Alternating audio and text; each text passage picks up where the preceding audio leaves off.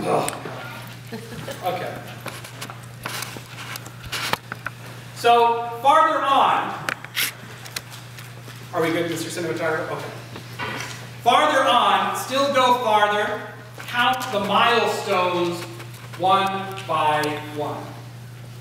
Now, Felicia is our church administrator. Felicia and I were talking this week about whether that was grammatically correct and whether it should be further on. We're going to say farther. Just do the adjustment in your head if it's not working for you. And it's okay, because we're really going to talk about the milestone part a little bit more. Count the milestones one by one. And I must admit that I have been thinking about milestones quite a bit lately. Those events and moments that act as markers in our lives.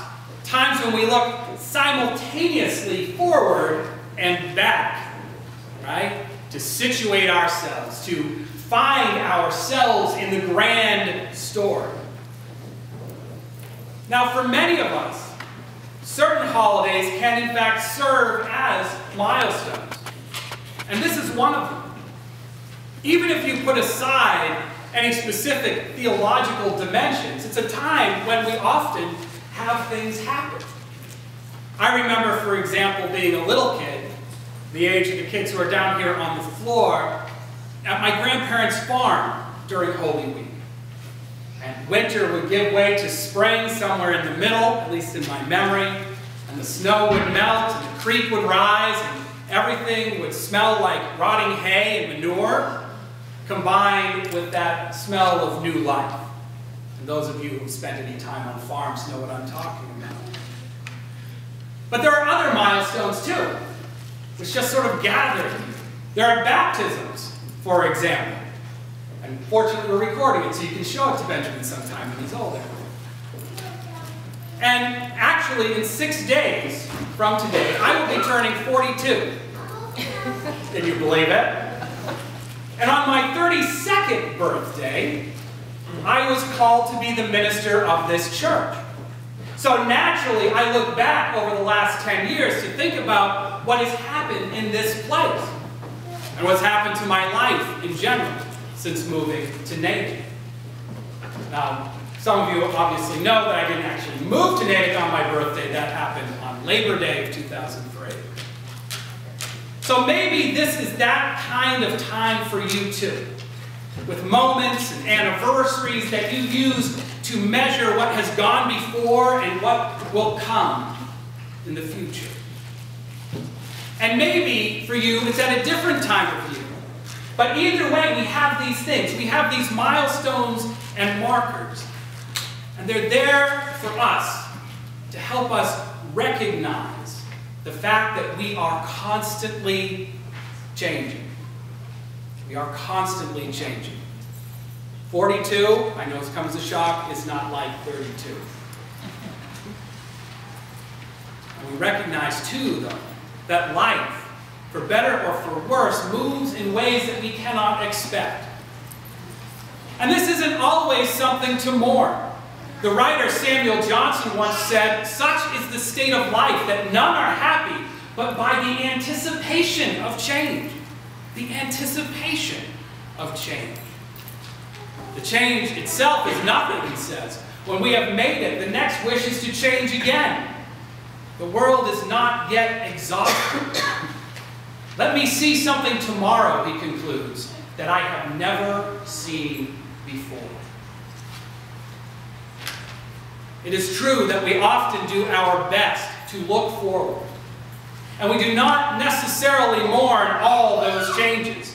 In fact, we human beings have a tendency to do the opposite, to look farther on to the next thing. We want to explore. We want to be part of the adventure. For many of us, our lives are built on this principle.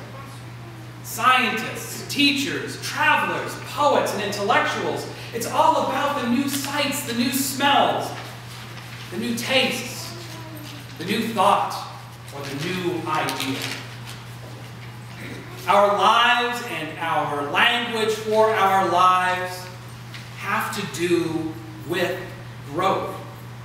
Change, as Johnson implies, is something we look forward to boldly go where no one has gone before, or failing that, to go where at least we haven't yet been. At the same time, these milestones, this looking back, is important. Because we ground these new discoveries in what has gone before, what has made us who we are. Sometimes we do that through our own life experience, but sometimes we don't. Sometimes we fall back on our culture, our history, our faith, our shared stories and legends to make sense of the world. That's why turnout's better on Easter and Christmas. And one of those remarkable uses of milestones and markers in our culture begins every year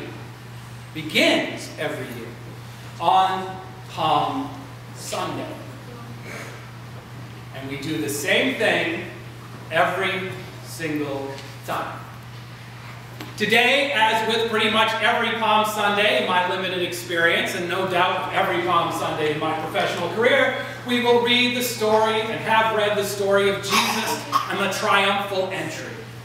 As he was now approaching the path down from the Mount of Olives, the whole multitude of the disciples began to praise God joyfully with a loud voice for all the deeds of power that they had seen, saying, "Blessed is the one who comes in the name of the Lord, peace in heaven and glory in the highest heaven."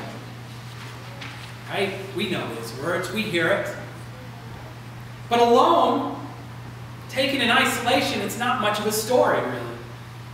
Jesus shows up with his friends and a vast sea of pilgrims trying to get into Jerusalem for Passover. And fortunately for him, transportation was provided. And then people put things on the ground. Different things, depending on the gospel, to keep the dust down, as the travelers walked or rode and sang their way into the city.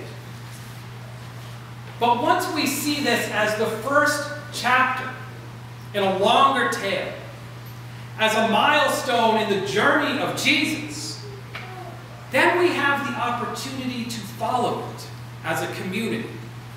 It becomes more interesting, partly because it reflects our own stories, even after all these years. During Holy Week, we follow Jesus through the festive peak of Palm Sunday, then through the isolation and the struggles when he says goodbye to his friends and is arrested and tortured and killed. We feel for his disciples too, because while the specifics may be foreign to most of us, the feelings, the emotions are not. They were human after all, and so are we. So are we. Now I know that most of you out there are listening, and some of you are nodding. That's always good. And I also know that many of you won't actually follow the story this week. My Maundy Thursday congregation, sitting up in front today, which is nice, can attest to the fact that we don't really draw a whole lot at the Maundy Thursday service. 7:30 p.m. here. It's an important moment for some of us, but not for everyone. But you know, you don't actually have to come to church to follow this story. Turns out it's written down in the Bible, and you can read it on your own. And the milestones of Holy Week start slow. So if you don't have a Bible, and you really should, there's still time to get one and read along. Now, it would take a few minutes every day. Think of how short our reading was this morning, though, not a lot of minutes. And if we do this, if we follow the story intentionally this week as a spiritual discipline, I think we may find that Easter will change from a sort of vague kind of yay spring chocolate bunny festival into something greater. A reflection on change, on joy and suffering, on death, healing, recovery, and rebirth, as well as the realization that we may not be as alone as we think. We may not actually be as alone as we think. The story in the Bible does, as as we've said, reflect our own lives. And it does so in another important way. You see, Jesus had family and friends. Jesus has relationships. Sometimes these family and friends probably get him pretty angry, and sometimes, in fact, fairly frequently, they disappoint. But they are there in the Bible, just as they are in our own lives. And this is important too. Because even though we may agree with Samuel Johnson all about the presence and flow of change and impermanence and the great adventure of life, we also rely on traveling companions. We rely on witnesses. And we rely on the permanence of love. The Bible also reminds us, Holy Week reminds us, that Jesus has relationships, and a relationship with the divine too. Not all is change, after all. Psalm 118 reminds us that God's steadfast love endures forever. And we participate in that love along the way. It too is a part of this story and our story. A love that exists even in the darkest of times. So let us take a moment once again in silent reflection to look forward and back, to think about the presence of the divine in our lives, the presence of love, and the milestones we use to reflect on where we have been and where we are going.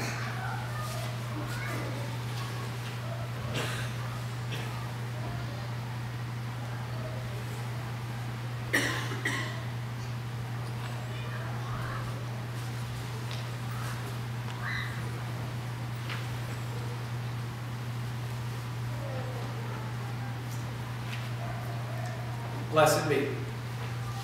Now please join in our final hymn in your gray hymnal, number 121, We'll Build a Land.